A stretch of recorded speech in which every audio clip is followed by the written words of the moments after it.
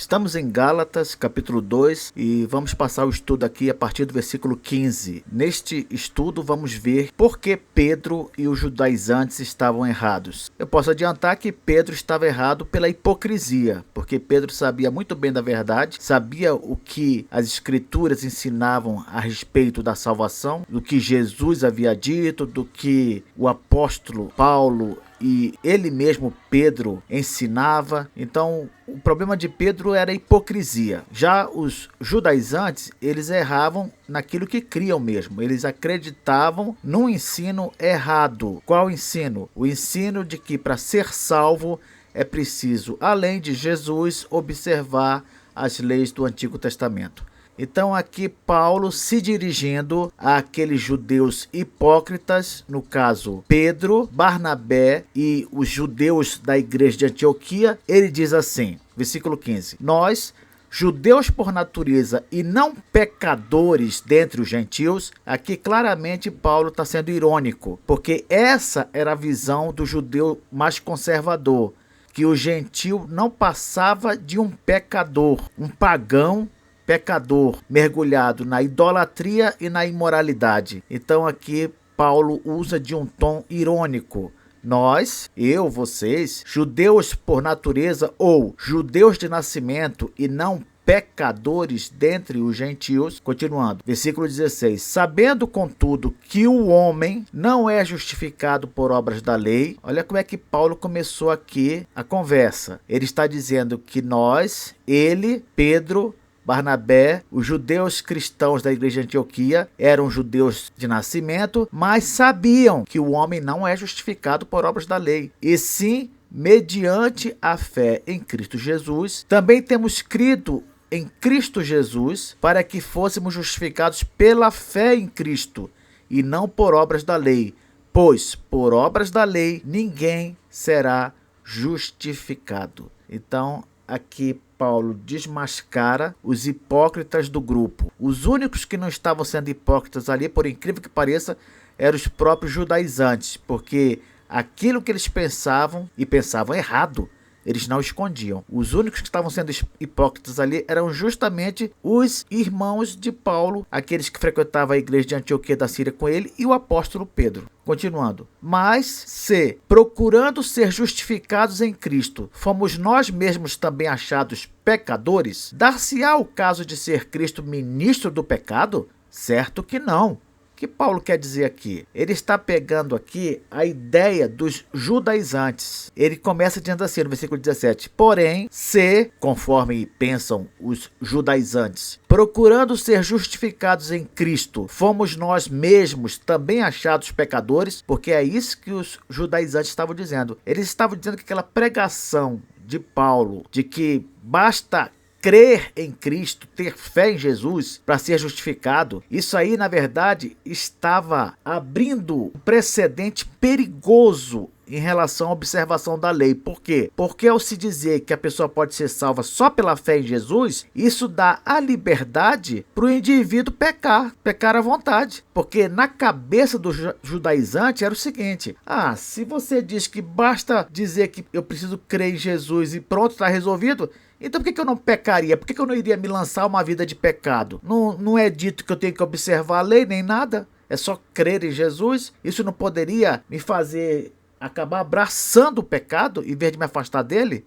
Era esse o raciocínio do judaizante. E Paulo pensa o seguinte: se isso é como vocês estão pensando, então por acaso vocês querem dizer o quê? Que Cristo é ministro do pecado? Você está entendendo o raciocínio de Paulo? Ele está falando o seguinte: se vocês pensam que pregar fé em Jesus, isso aí acaba me aproximando ainda mais de uma vida de pecado, então vocês estão querendo dizer o quê? Cristo é ministro do pecado? Na nova tradução na linguagem de hoje, ficou assim: isso quer dizer que Cristo trabalha em favor do pecado? Certo que não, diz o apóstolo Paulo. Então Paulo aqui, ele desmascara os judaizantes ao mostrar que se o que eles estão dizendo é verdade, então Cristo acaba sendo difamado aqui. Porque se o judaizante fala, pregar a salvação unicamente pela fé em Jesus, leva o homem a uma vida de pecado. Em outras palavras, eles estão dizendo que essa salvação pela fé em Cristo contribui justamente para aquilo que Deus mais detesta, que é uma vida de pecado. E Cristo seria o responsável por isso, porque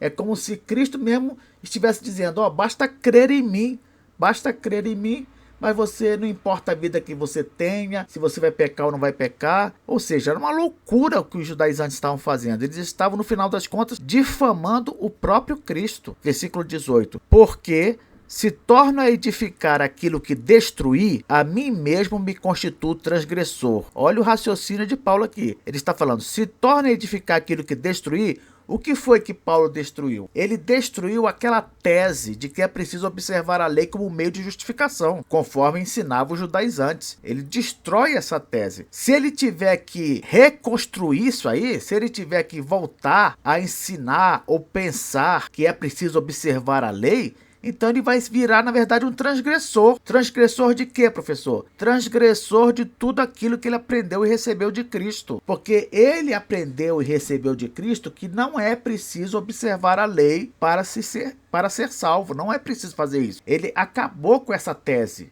Se ele tiver de retomar essa ideia, reconstruir isso aí, então no final ele vai ser transgressor daquilo que lhe foi transmitido pelo Senhor Jesus. Ele vai trair o seu comissionamento apostólico, vai trair o evangelho que ele recebeu a pregar, vai trair o próprio Cristo, que foi quem o chamou. Então ele não quer ser transgressor disso tudo, não. Ele vai continuar com a tese dele de que não é preciso observar a lei para salvação, porque Jesus basta. Jesus é suficiente. Versículo 19. Porque eu, mediante a própria lei, morri para a lei, a fim de viver para Deus. Estou crucificado com Cristo. Presta atenção aqui, para você não se perder. Paulo diz, Paulo, mediante a própria lei, morri para a lei. Por que ele fala isso? Porque a lei, ela exige uma obediência perfeita. E o salário do pecado é a morte. Então, como o homem não pode prestar uma obediência perfeita, ele tem de morrer. Não consegue obedecer a Deus do jeito que Deus quer, então ele tem de morrer. Então, Paulo diz aqui o seguinte, eu, mediante a própria lei, pela exigência da própria lei, que exige obediência perfeita, e eu não pude dar, eu agora morri para ela. E como é que o apóstolo Paulo morreu para a lei, para a exigência da lei? Como? Ele morreu para a lei em Cristo. Quando Cristo obedeceu perfeitamente no lugar de Paulo e no lugar de todos nós, e quando Cristo pagou a dívida de morte que Adão deixou sobre todos nós lá no Éden, lembra que Deus falou para Adão, se você comer desse fruto você vai morrer? Então Adão ainda deixou essa dívida de morte. Jesus fez exatamente o que Adão não conseguiu fazer e o que nós não conseguiríamos fazer também. Prestou uma obediência perfeita à lei, que é a exigência da lei, né? Uma obediência perfeita. Jesus prestou uma obediência perfeita e Jesus morreu a morte que deveria ser nossa. Porque quando Adão pecou, ele deveria ser punido de morte. Não só ele, mas todos aqueles que ele estava representando. Ou seja, todos nós. Jesus, porém, foi lá, obedeceu perfeitamente e morreu também. Então, com respeito à lei e à exigência da lei, isso aí para nós não existe mais. Não existe mais. Quando nós morremos com Cristo na cruz do Calvário, a partir daquele momento, a lei e suas exigências no que diz respeito à salvação do homem, ela morreu para nós. Não temos mais nada a ver com a lei como meio de justificação. Não temos mais nada a ver com ela. E por que Cristo fez isso por nós? Por quê? Cristo fez isso por nós para que pudéssemos viver livremente para Deus. Livremente para Deus, para agradar a Deus, para fazer a vontade de Deus. Não estamos mais debaixo de pressão nenhuma para sermos salvos. Isso acabou em Jesus. Nós já estamos salvos. Agora estamos livres para quê? Para viver para Deus. E aqui no final do versículo, Paulo repete, estou crucificado com Cristo. Tá vendo? Que é a mesma coisa que dizer que estou livre da observância da lei, como meio de justificação. Versículo 20, Paulo continua. Logo, já não sou eu quem vive. Veja que interessante. Quando Cristo foi à cruz do Calvário em nosso lugar, nos representando, né? Ali é como se nós tivéssemos morrido com Cristo e ressuscitado com Ele. É essa simbologia ali do sacrifício de Cristo e da sua ressurreição. Como Ele nos representava, então nós morremos com Ele e ressuscitamos com ele. Nós morremos com ele para a observância de uma lei que não poderíamos fazer, e nós ressuscitamos com ele para uma vida nova, uma vida sem pressão nenhuma de lei, uma vida agora sem condenação por causa de pecado. Nós agora estamos vivendo uma nova vida.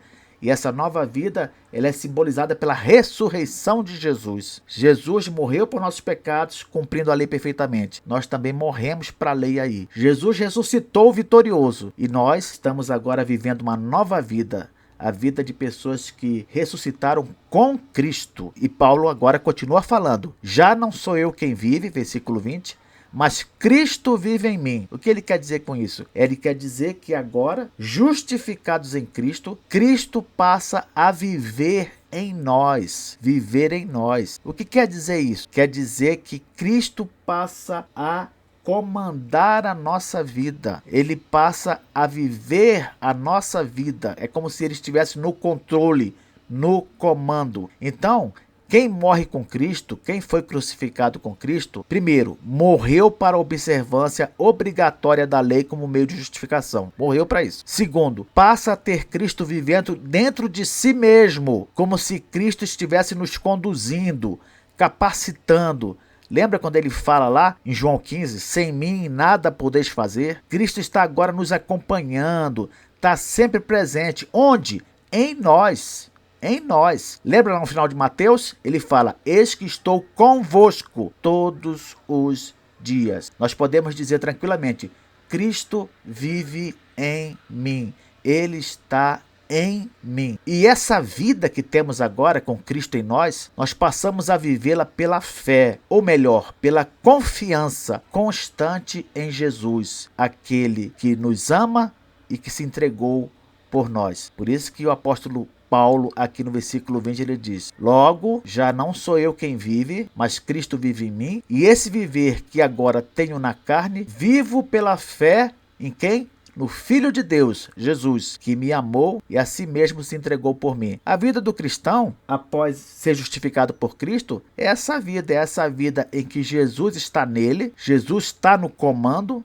Normalmente, Jesus está no comando, vai estar sempre conosco, sempre. Ele disse, eis que estou convosco todos os dias, até a consumação dos séculos. Vai estar sempre conosco e é uma vida caracterizada pela confiança constante nesse Jesus. Temos de estar constantemente crendo, confiando nesse Jesus, pois ele é aquele que nos amou e se entregou por nós. E Paulo fecha o seu discurso dizendo o seguinte, não anulo a graça de Deus, pois se a justiça é mediante a lei, segue-se que morreu Cristo em vão. Olha que palavras duras aqui. Paulo diz, não anulo a graça de Deus. Olha como é que ficou esse texto na Nova Tradução na linguagem de hoje. Eu me recuso a rejeitar a graça de Deus. Me recuso. Era o que os judaizantes estavam fazendo. Eles queriam insistir em ser justificados pela observância da lei. Algo impossível. Paulo, porém, tem outra posição. Eu me recuso a rejeitar